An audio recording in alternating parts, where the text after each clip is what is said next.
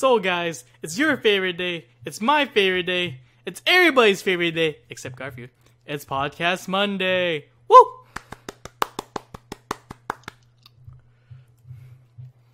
So we're 1 week removed from the ban list, so we're going to discuss some decks at the end of the stream.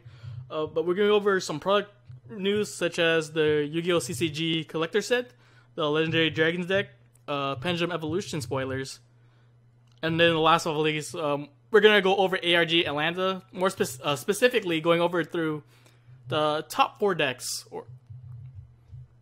But first,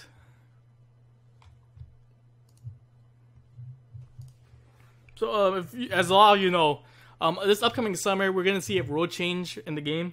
So we're going to have the 2 link zones, the Pendulum Zone.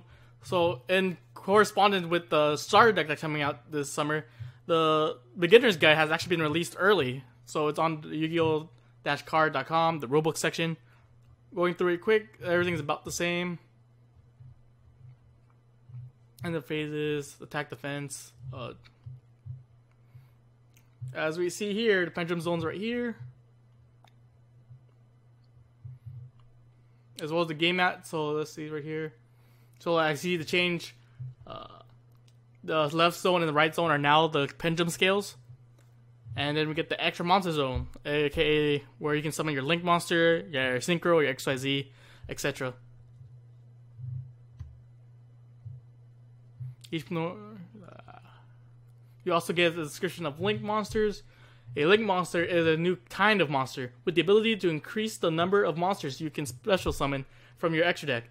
In addition to the 1 extra monster zone you normally use, you can also summon monsters from the extra deck to any of your main monster zones that has a link arrow pointing to it. So the example is the Cold Tarker, because it's top, bottom left, bottom right. So you can special summon anything from the bottom left as an extra deck you can special summon, or bottom right. Again, we'll go over this more in depth when the time comes. But if you want to look at it ahead of time, it's on the Yu-Gi-Oh! Website.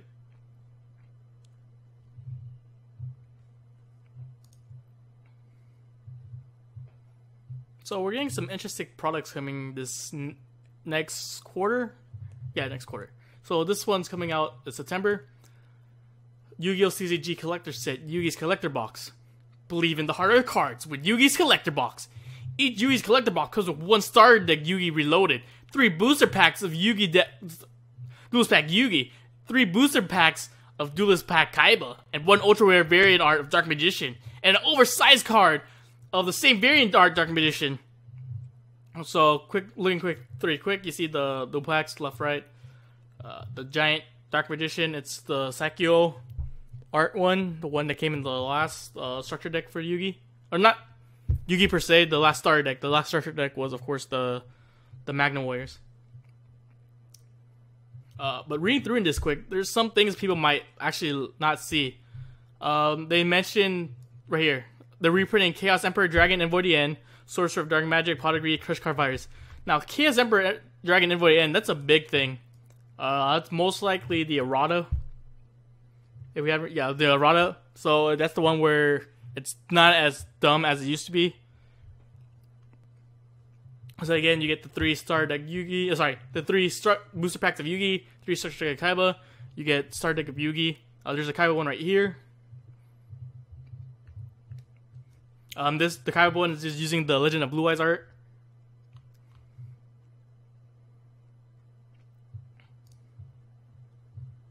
Again, the 3 Kaiba, the 3 Yugis. And again, it also mentions, like I mentioned earlier, Chaos Emperor Dragon. So you can buy each, whatever you prefer. If you want Dark Magicians or you're a fan of Yugi, you buy the Yugi one. If you want the giant blue eyes, like I do, cough cough, you can buy the Kaiba one. Again, this comes out September. Oh wait, no. Wow, that kind of sucks. So the Yugi one actually comes out earlier. The Yugi one comes out September 15th. The Kaiba one doesn't come out to November 17th. That kind of sucks if you're a Kaiba fan. But what are you gonna do? Do you have price? No pricing as of yet. Another thing we're getting this upcoming quarter, the fall quarter, October 6th, we're getting the Yu-Gi-Oh! CCG box set, Legendary Dragons deck. Very few monsters are as popular and instantly recognizable as the Yu-Gi-Oh! Trading Card Game. Be they magical, mechanical, or multi-dimensional, like certain XYZ, Synchro, Pendulum Dragon, Fusion Dragon we now for certain series. Capture the hearts and minds of duelists everywhere as they decimate their opponents on the dueling field. This holiday season, duelists can get their hands on 3 unique decks featuring some of the game's most fearsome dragons and brand new cards to power up each of the Legendary Dragon deck. So this is similar to the Legendary deck Yugi we got the first time, then the Legendary, the one with the Yugi Kaiba Seto we got recently last year. Legendary Dragons of Atlantis, the power of the Legendary Dragons of Atlantis, Critias, Timaeus, and Hermos were sealed in spell cards used by Yugi, Kaiba, and Joey to fight against Darts and the Sea of Orichalcos. The Eye of Timaeus, the Fang of Critias, and the Claw of Hermos are well loved by duelists everywhere for their ability to fusion summon a wide variety of unique monsters using only one material. All 3 spells and all of their fusions are included in this deck inspired by Yugi's final duel against Darts, as is the brand new fusion monster born of the Eye of Timaeus and Yugi's famed Dark Magician. Pretty much confirming we get Amulet Dragon. Pretty cool. Cyber Dragons! Many duelists consider Cyber Dragons to be the most influential monster ever created, so it's only natural that it earned the title of Legendary. Cyber Dragon originally debuted in 2005 Cybernetic Revolution along with 2 fusion monsters fused by combining multiple Cyber Dragons together. Cyber Twin Dragon and Cyber End Dragon. 11 years later, in Break Your Shadow, Cyber Dragon Infinity shocked the dueling world with his incredible power and became a household name until Telemiles got banned.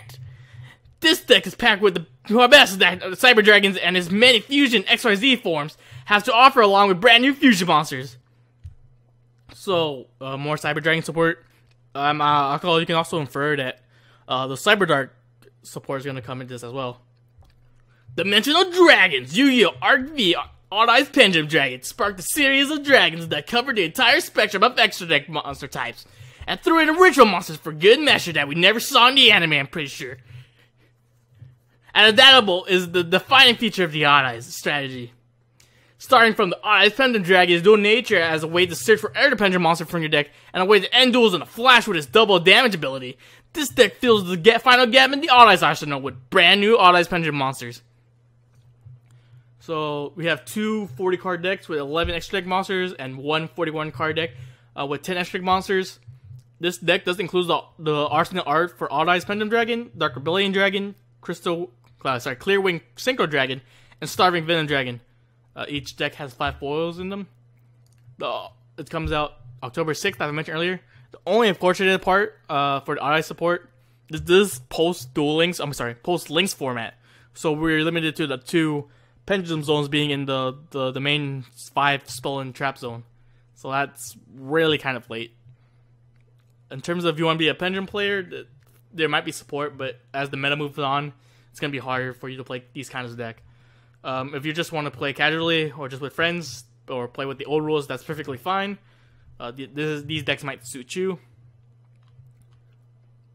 But that's pretty much it for these decks. I'll bring up more news as cards get released over time. Next up, Pendulum Evolution. As a lot of you know, the set's coming out this Friday. It's pretty much was a structure deck in OCG, but whatever reasons, it's in a structured, booster pack now. So we get some interesting cards included in this. So we get some I got these pictures. You can see around this on Facebook, telling Yu-Gi-Oh! And such, as well as Reddit. I got this, I think, from Reddit. But looking at first of all, these are the supers.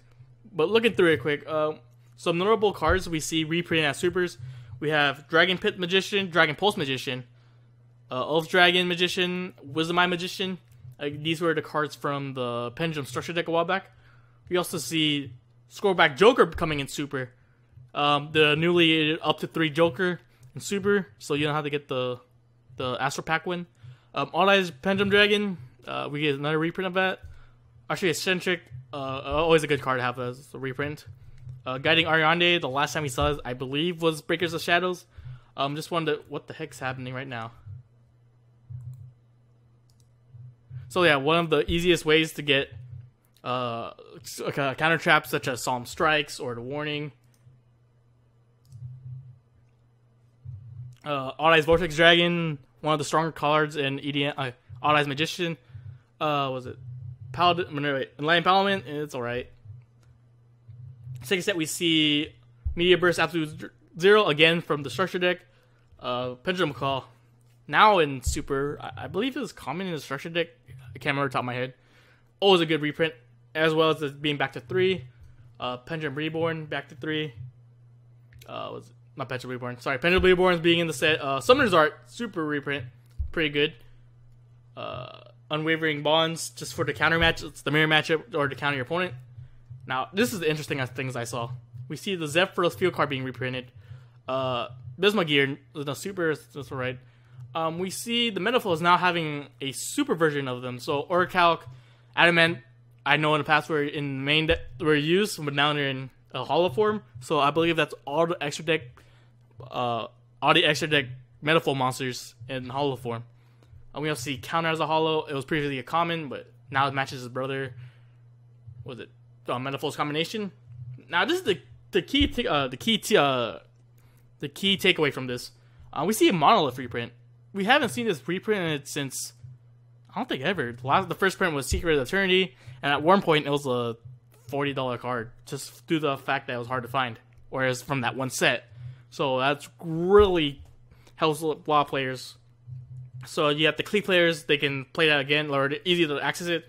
Metaflows players or any Pendulum players, they can make Infinity from using Cleave for Scout and Monolith. Other spoilers we know from the structure deck. Let's sort by rarity.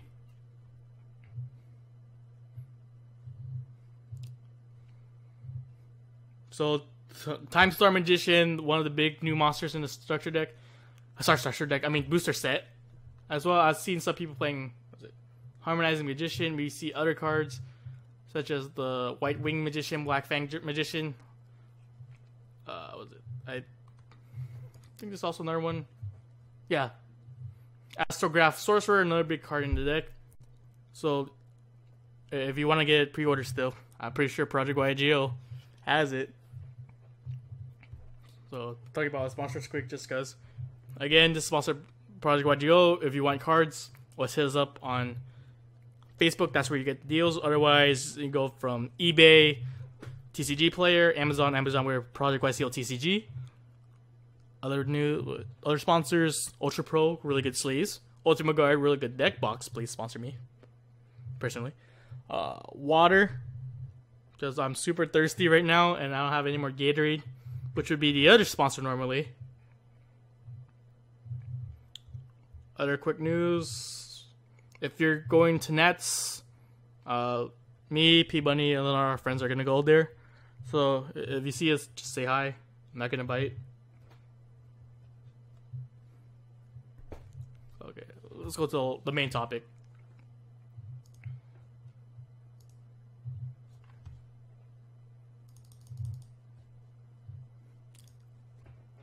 So, some of you know ARG Atlanta happened last weekend.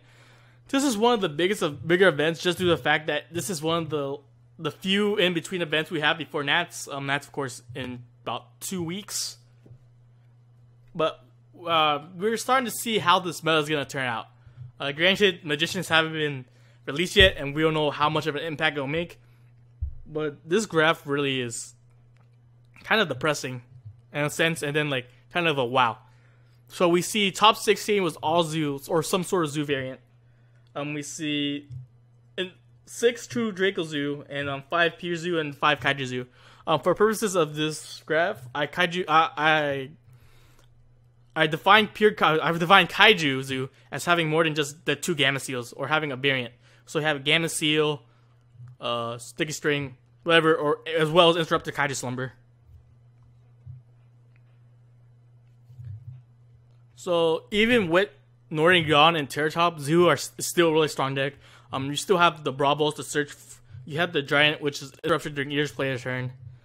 Granted, they can't go Super Plus anymore, but there's still ways around it in terms of Zoo. And let's look some decks for examples. As long as I get in the dueling book.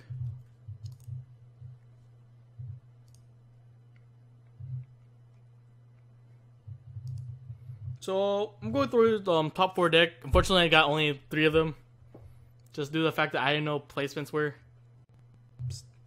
So going off, first we have top 4 Mark Matt, aka Deuce Mark, from Team YBM. All the deck profiles are on ARG's Google Drive, but for deck explanation is in certain videos. This one in particular I got from House of Champions. Going through the deck quick. Wait for it to load a bit. We see 2 Zoodiac Rapiers, 2 Zoodiac Gramram, triple Zoodiac Riptail, 2 Zoodiac Thoroughblade, triple Ash Blossom and Joyous Spring, triple Ghost Ogre, 1 Maxi, 1 Gamma Seal, 1 Kamungus Stick String Kaiju, 1 Dagaran, and 1 Gazook, the Star Destroying Kaiju. In terms of spells, we see the 2 Interrupted Kaiju Slumber, the triple Barrage, triple Tenki, the triple Mebai as a shield, 2 Cosmic Cyclone, or is it 3? Sorry, 3 Cosmic Cyclone, Regeki, and 1 Book of Moon. For the traps, we see triple Solemn Strike and 1 combo. For the side deck, we see triple Ghost Reaper and Winter Cherries, 2 Drone Lockbirds, triple Double Chalice, double Twin Twister, triple D Barrier, 2 Anti-Spell Fergans, and the 1 of Imperial Order. For the extra deck, we see the 1 Warble, 1 Hammer Kong, 2 Tiger Mortar, triple Broad Bull, triple Shaganine, triple Trident, 1 Emerald, and 1 Tornado Dragon. So some quick things to note. Kaiju Zoo, you still have the... Kaiju Zoo in a sense haven't really been hit. Gravity did lost Norton, but then a lot of times Kaiju Zoo didn't really rely on it. So we see the more variant, but then raid the OTK style of this deck. Quick note, we're seeing a lot of Ghost Reaper being cited in the mirror match. It's really a strong card. Play it during your opponent's turn, get rid of their giants. They lose their ability to interrupt your plays. Alternatively, we see some familiar cards. My Body is Shield against the Trident. Cyclones for the True Draco matchup. Or matches where you have to counteract your opponent's back row, in a sense. So like if they try to set up a board, then face you can just hit a card, hit out like Moral Tech, good on you. The Book of Moon, we see it as a sort of mini Dimensional Barrier. Because the loss of Terra Top, a lot of Zoo players have to commit the normal summon, so they have to normal summon the Rat or some other Zoo. By doing that, you play the Book of Moon, they no longer have the normal summon. And then if they have the Barrage, they have the Barrage. Like, if you have the Ghost Ogre to stop it, that's good for you. They have no more plays that turn. Otherwise, like if they go off, they can get additional cards. They have the back already. We see a Drone Lock for the True Draco matchup. The Pure Draco matchup. Chalice again for the mirror match. I remember him saying this should be mained. It's a lot of summons for a lot of players. Just fact it stops cards such as again Trident, Flying Sea in terms of the main or Psychic, etc. D-Beer pretty much says you don't play in the mirror match, and the anti-spells. Or you can play more cards.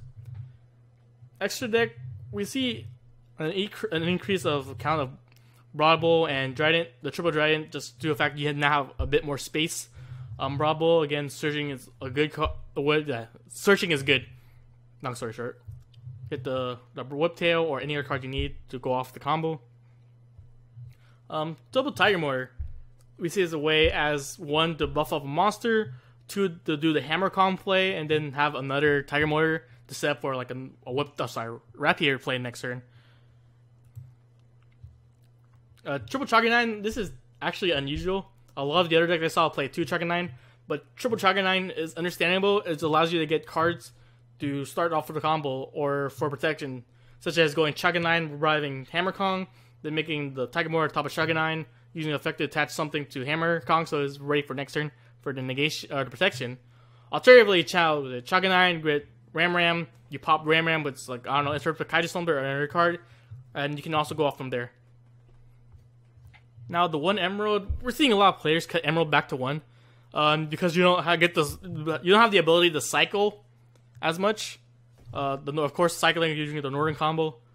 But in addition, because of Zoodiac combo, this is another way to recycle, so Emerald isn't really needed as much, so you can cut back to 1. Tornado Dragon, MSC Dragon is always good. Some cards we see cut off. We no longer see a Best Dueler in the extra. We see it some side decks, just due to the fact that the True King Dino deck isn't making as much of a splash as a lot of people thought, or a lot of playtesting it didn't work. And there's better options such as the Trident or such.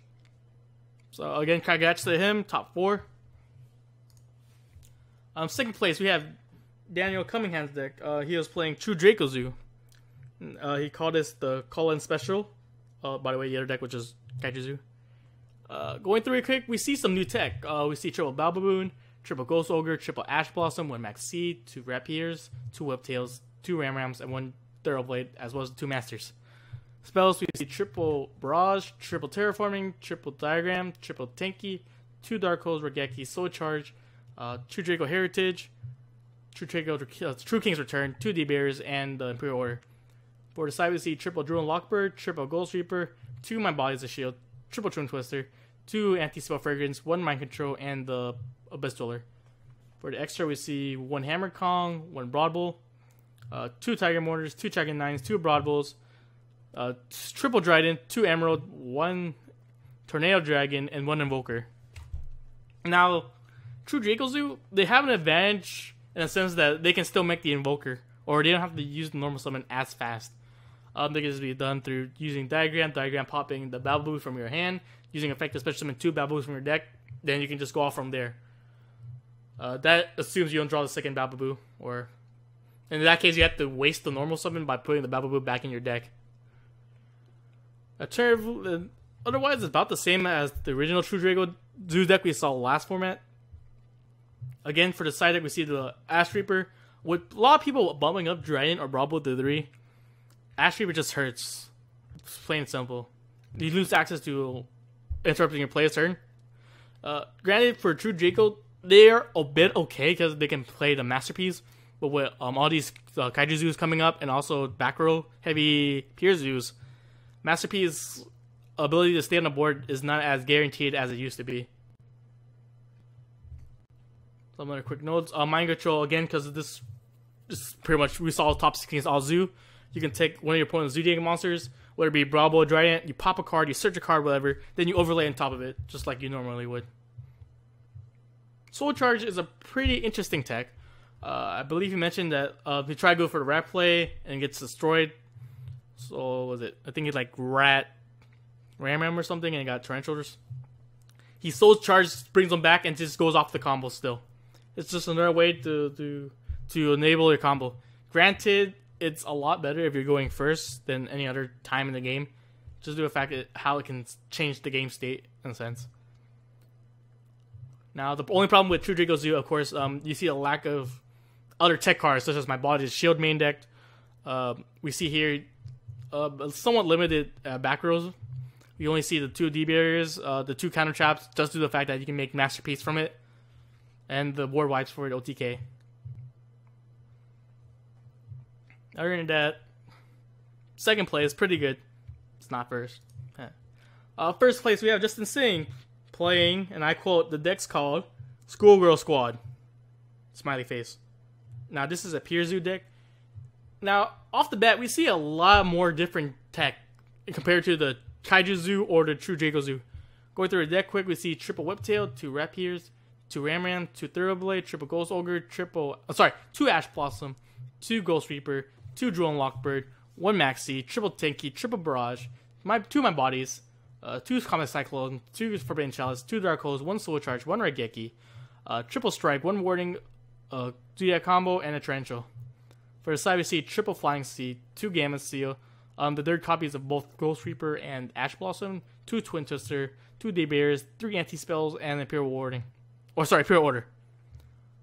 Extra deck, we see triple Trident, triple Broad Bull, 2 Dragon 9, 2 Tiger Mortar, 1 Broad Bull, 1 Hammer Kong, 1 Tornado Dragon, 1 Emerald, and a surprise 1 Stardust Charge Warrior.